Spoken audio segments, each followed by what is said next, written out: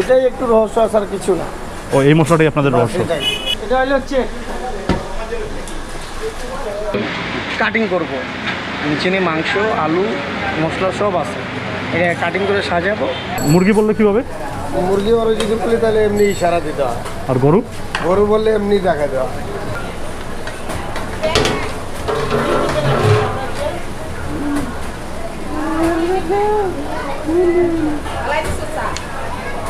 Hello viewers, শুরুতেই info হান্টারের পক্ষ থেকে আমি সাকিব বরাবরের মতো আপনাদের সবাইকে জানাচ্ছি স্বাগতম।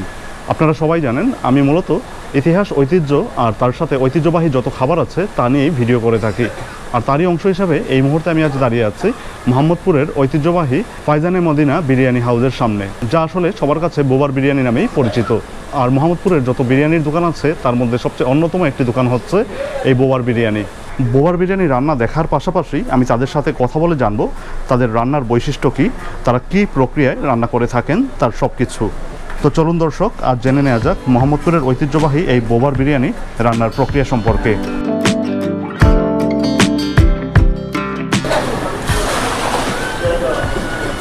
বিরিয়ানি বসানোর সময় প্রথমে কী করুন আপনারা? প্রথমে এটা হলো পানিটা বসা দিচ্ছি, পানিটা গরম হওয়ার জন্য। পানিটা ফুটলে এরপরে চালটা দিব। এখন পানিটা করে রাখবো। আমরা এখন কাজ স্টার্ট দিলাম, বিসমিল্লাহ বললাম। আমরা এখন খড়ি লাগাচ্ছি, কাঠের খড়ি। আমরা রান্না করি কাঠের ভিতরে, কয়লার ভিতরে। এই লাকড়ি দিয়ে রান্নার, লাকড়ির চুলার বৈশিষ্ট্যটা কি, মানে খাবারের? মানে কাঠটি কয়লার ভিতরেই হয়, এটা দিয়ে কয়লা হবে, খালি কয়লা হবে। কয়লা দিয়ে রান্না করলে মজা হয়, মানে হালকা হিটে আস্তে আস্তে করে রান্না হয়। ওটা কতক্ষণ লাগে রান্না করতে? দমের ভিতরে দমে দিতে হয় 1.5 ঘন্টা। 1.5 ঘন্টা দমে দিতে হয়? জি। আর এমনি 3.5 ঘন্টা লাগে পুরো কমপ্লিট করতে। পুরো কমপ্লিট করতে। তাহলে আমরা এখন দেখবো আর কি আপনারা কীভাবে কী করেন। Thank you. এটা হলো খালি আদা, রসুন। এটা হলো পেঁয়াজ, পেঁয়াজ বিরিস্তা করা মানে ভাজা। এটা হলো ফাঁকি মশলা, এটা হলো গরম মশলা। এটা হলো আলু বোখারা, এটা হলো কিশমিশ, শুকনা মরিচ, পেঁপে, টমেটোর, লবণ, এভরিথিং। এটা সব কিছু দেওয়া আছে। সব কিছু দেওয়া আছে। জি। এটা গোলাপ, এটা হলো কেওড়া, এটা হলো কাঁচামরিচ, এটা হলো আমাদের মেন মশলা। এটার উপরে যা আছে এটা আপনাদের মেন মশলা? জি।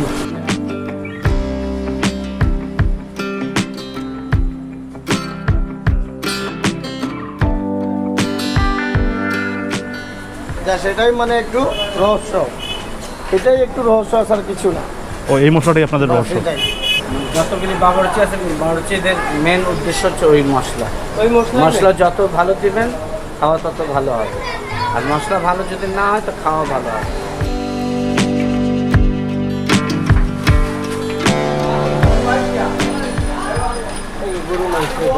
এখানে কতটুকু মাংস আছে? এখানে 30 কেজি মাংস আছে। 30 কেজি মাংস আছে। আপনাদের প্রতিদিন কয়টা গরু জবাই দেন? এই দুইটা গরুতে কয় পাতিল হয় বিরিয়ানি? 2 পাতিলে 2টা গরুতে আপনার 5টা 6টা হয়। 5টা 6টা? হ্যাঁ, আমাদের ষাঁড় গরু হয়। ষাঁড় গরু আসে।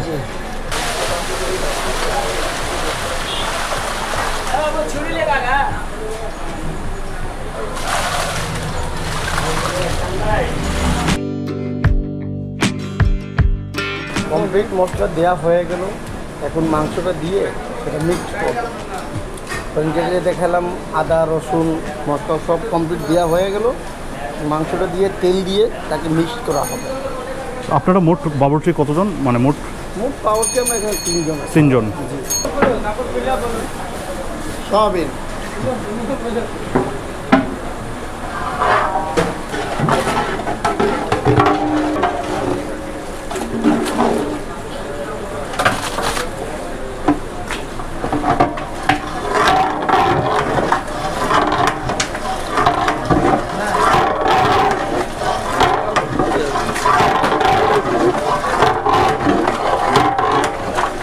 এই গরুর কোনো কোয়ালিটি আছে যে মানে আপনারা এই ধরনের গরু ছাড়া মাংস করেন না বা কিছু?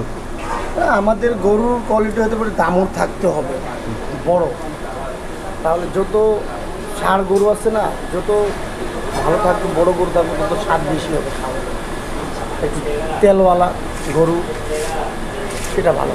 এখন টোটালি সব কাঁচা, মশলা কাঁচা, মাংস কাঁচা। এখন ওটার উপরে আলু, তেল বসাই দিতে হবে, কমপ্লিট বসাই দিয়ে তারপর চুলায় দিবেন।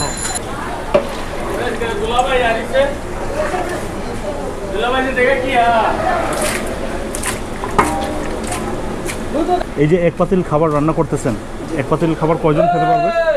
এক পাতিল খাওয়ান যেটা কমপ্লিট এখন বর্তমান যেটা করলাম, এটা খাওয়ার মতন লোক 200 লোক খেতে পারে। 200 লোক খেতে পারবে। আর কত পাতিল করেন আপনারা প্রতিদিন? প্রতিদিন 4 পাতিল, 5 পাতিল, 3 পাতিল এরকমই করে। এটা হলো রস। কিসের রস এটা? মানে এটা পানি, গরম পানি। গরম পানি এটাকে দিলে যে কাঁচা রাইসটা যে কাঁচা থাকবে ওটা ভাবে সব চলে। এটা হলো পেঁয়াজ, ভাজা পেঁয়াজ। হুম, এটাতে কি বানাবেন? এটা হলো ফিনিশিং, এর ভিতরে যাবে আরো আলু বখরা, কিশমিশ যাবে, আর এটার ভিতরে মাওয়া যত, মাওয়ার জায়গা আমরা দিই। এটা মাওয়ার জায়গায় আমরা দুধ দিলাম, আর এর ভিতরে যাবে এখন আলু বখরা, কিশমিশ দিয়ে এটা মাংসটা আলুর উপরে ফিনিশিংটা দিয়ে দেবো, আবার একটু থাকবে রাইসের উপরেও ফিনিশিং দিয়ে দেবো। মানে এটা হচ্ছে ফিনিশিংয়ের মশলা।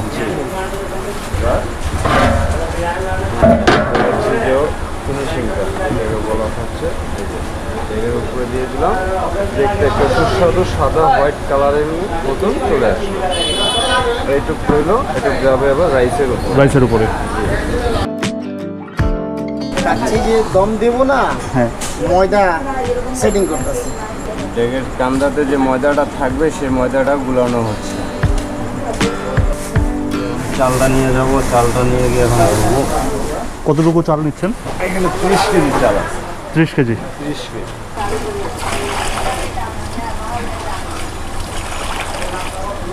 যে কাঁচা পানিটা দেখছেন বসানোর সময়, সেই কাঁচা পানিটা দেখেন কিভাবে ফুটতেছে। এই ফুটানো পানি কাঁচা চালটা এখন আমি দিচ্ছি। আপনার লবণ আছে, তেজপাতা আছে, খাড়া মশলা আছে। এই যে আপনারা প্রতিদিন বিরিয়ানি রান্না করেন, আপনি কত বছর ধরে রান্না করেন? আমি এখানে 20 বছর থেকে আছি। 20 বছর থেকে। আর এখন আপনার কাছে বিরিয়ানি খেতে কেমন লাগে? আমি বিরিয়ানি খাইতেই পারি না। কেন?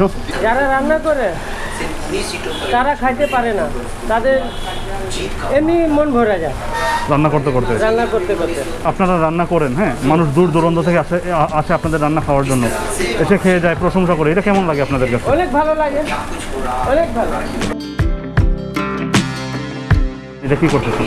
আটা লাগানো হলো আপনার, এটা ভাতটা বের না হোক, এটার মধ্যে সব কাঁচা আছে, এবং চাল যে যাবে ওটাও কাঁচা থাকবে, এই জন্য এটা ভাত দেওয়ার বের না হওয়ার জন্য এটা ঢাকনা দেওয়া হয়। এটা এখন মানে কমপ্লিট হওয়ার আছে, বুঝছেন? হ্যাঁ, ভাতটা। হ্যাঁ, এই যে এরকম বাইক করে দেখতে হয় এটা কত আইছে, হাফ পাইছে না ফুল আইছে, সব বুঝতে হয়। এটাই হলো মেন আমাদের চাল। চাল এখন আর একটু থাকবে, 2 মিনিট বা 3 মিনিটের চুলার ভিতরে থাকবে। তারপরে এটা নামাই দিব। হিট লাগবে ভাই।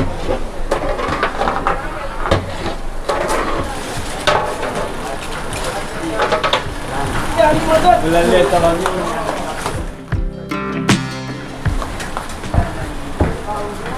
আবার তুলবো, এটা এই যে কোয়েলের ভিতরে জমে যাবে। এটা কাচ্চি উঠেছি, এটার পর ওই চালটা যাবে।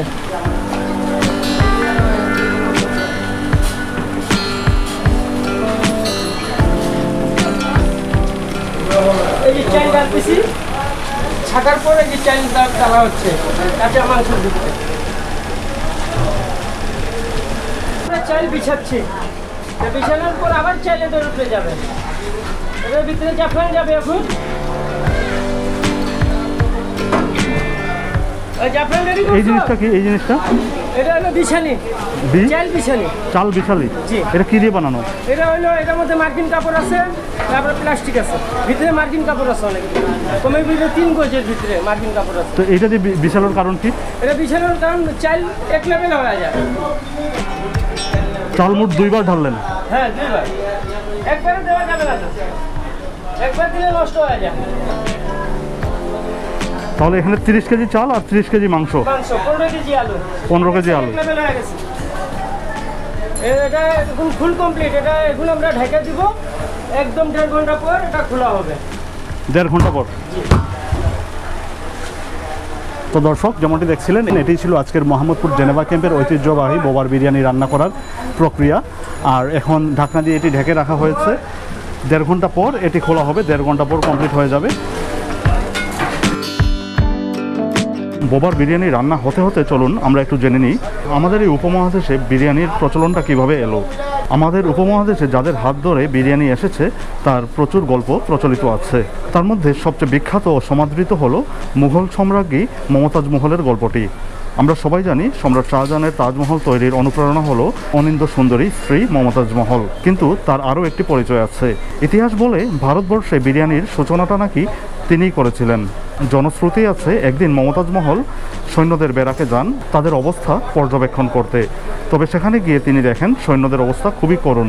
তাদের ভগ্ন স্বাস্থ্য দেখে তিনি এতটাই চিন্তিত হয়ে পড়লেন যে সৈন্যদের বাবুর্চিকে ডেকে আনলেন, আর তখনই নির্দেশ দিলেন চাল এবং মাংস দিয়ে এমন একটা খাবার তৈরি করতে যা সৈন্যদের পুষ্টি দিবে এবং স্বাস্থ্য ফিরিয়ে আনবে। আর তারপর যে খাবারটি তৈরি করা হলো সেটাই আজকের বিরিয়ানি নামে পরিচিত। আর দারুণ স্বাদের এই বিরিয়ানি এরপর থেকে খুব সহজেই চলে এলো মুঘলদের খাবারের পাতে। আর মুঘলরা ভারতের যেখানে গিয়েছেন সেখানেই বিরিয়ানিকে ছড়িয়ে দিয়েছেন। আর এরপর সেখান থেকেই এক এক স্থানে বিরিয়ানি পেয়েছে এক এক মাত্রা। আর এ কারণেই হয়তো আজ বিরিয়ানিতে এত বৈচিত্র্য আর রকমভেদ। এবার চলুন আবার আমরা ফিরে যাই আমাদের মূল প্রসঙ্গে, অর্থাৎ মোহাম্মদপুরের জেনেভা ক্যাম্পের ঐতিহ্যবাহী বোবার বিরিয়ানিতে। মোরগ কেন রান্না করতেছেন এই বিরিয়ানির? রান্না করার কারণ হচ্ছে অনেকে তো আবার গরুর মাংস, গরুর কাচ্চি খায় না, যার কারণে অনেকে খায় চিকেন, মোরগ পোলাও খায়, অনেকে কাচ্চি খায়। যেরকম আপনার হিন্দু যারা, তারা তো আর গরুর কাচ্চিটা খাবে না, তারা আসবে ওই মোরগ পোলাও দিবে, যার কারণে মোরগ পোলাওটা করা। আধা ঘন্টা হয়ে গেছে, আধা ঘন্টা পরে এটা ঘেরা মারা হয়। এই দেখেন ঘেরা মারা হচ্ছে, এই শিরার মধ্যে আগুন দেওয়া হচ্ছে। এটা যে ঢাকনার পানি আছে ওটা পড়বে না। এটা দেওয়ার কারণ কি? আপনাকে বলছিলাম না, ঢাকনার যে পানিটা গ্যাস হয়ে পড়ে, এটা হলো মেন কারণ যে এটা পানি যেন পড়ে না, খাওয়াটা ফ্রেশ থাকে, নাহলে নরম হয়ে যায়। এটাকে বলে ঘেরা মারা। হ্যাঁ, ঘেরা মারা। এটা কিন্তু বাউন্ডারি বেঁধে দিবে, খাওয়াটা বেঁধে দিবে।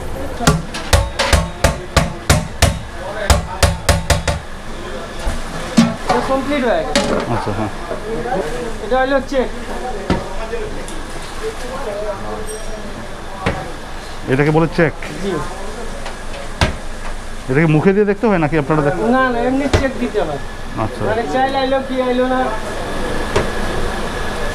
এমনি দেখলেই বুঝে ফেলেন? হ্যাঁ। এটা কমপ্লিট এখন। এটা কমপ্লিট।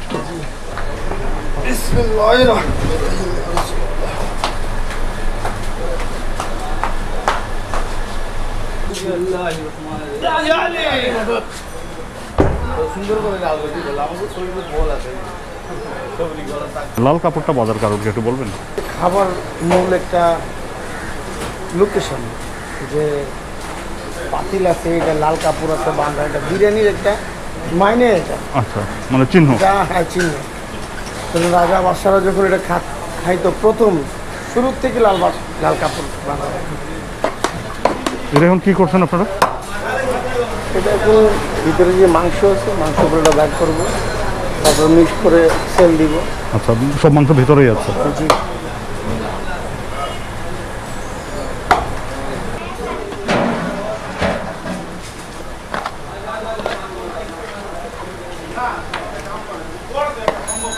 কত বছর ধরে আপনাদের এই আমাদের দোকানে প্রায় 32-33 বছর চলছে। 32-33 বছর ধরে চলছে। এটা কি আপনিই চালান? না, আমার আগে আমার বাবা চালাতো। মোট কতজন চালান এখন? কতজন থাকেন? কারণ আমি আছি, আমার ছেলে আছে, আমার দুটা ভাই। আপনার বিরিয়ানির বৈশিষ্ট্যটা কি? বৈশিষ্ট্য আমাদের একটু নিম্ন দামের ভিতরে আছে, জিনিসটা সুবিধা হয় আর কি।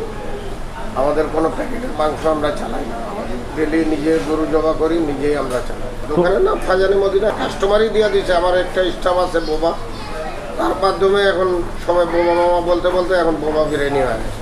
আচ্ছা আচ্ছা, ওই বোবা যিনি উনি কি এখানের বাবুর্চি? না না, আমাদের খাওয়ান যে বাইর করে সে, মানে খাবার সার্ভ করেন? হ্যাঁ। আচ্ছা আচ্ছা, উনি কত বছর ধরে খাবার সার্ভ করেন? এই দোকান আরম্ভ থেকে, এই দোকানে আরম্ভ থেকে সে ছিল। তো আমার আব্বার বন্ধু ছিল, ওর ছেলে বোবা, এই কারণে তার দিয়ে আসছে এখানে, ছোটোবেলার থেকে এখানেই আসে। এখানে যদি কেউ খেতে আসতে চায় সেই ক্ষেত্রে মানে কি বলবে, কোন জায়গাটায় আসবে? ক্যাম্পের বাজার মোহাম্মদপুরে, ঠিক আছে, জেনেভা ক্যাম্প বললে হবে। আর আপনাদের খাবারের দাম কত কত? আমাদের এমনি নিম্ন হলো 50 টাকা, এরপর হলো 80 টাকা, এরপর হলো 120 টাকা। এই হলো বোবা। এর কারণে মানে বোবা সামনে আসলে সবাই জিজ্ঞাসা বোবা বোবা বলে। মানে উনি হচ্ছে বাক প্রতিবন্ধী, হ্যাঁ। কথা বলতে পারেন না। জি। তো ওনার সম্পর্কে একটু বলবেন আমাকে। উনি শুধু খাওয়ান বাইর করে, দায়িত্ব হলো খাওয়ান বাইর করে। মানে খাবার সার্ভ করে? হ্যাঁ, সার্ভ করে। উনি ছোটোবেলায় থেকে এখানে আসে, সে আমার ভাইয়ের মতো লাগে। সে একজন স্টাফ প্রতিবন্ধী আছে, আর অন্য জায়গায় সে তো কাজ করতে পারবে না, কেন বুঝতে অনেক সময় লাগবে। এই কারণে অনেক পুরানো হয়ে গেছে, এখানে সবাই বুঝে তার কথা, ইশারাই বুঝে সবাই। আর কাস্টমারও মোটামুটি তারাই চিনে, সবাই চিনে? হ্যাঁ অবশ্যই।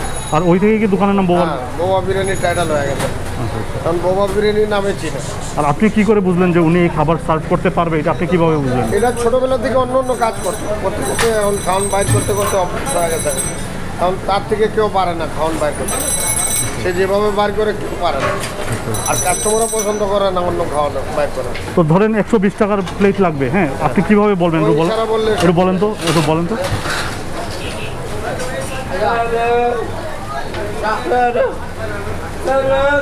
আচ্ছা, এই এক হচ্ছে 100 আর 2 হচ্ছে 20, 120।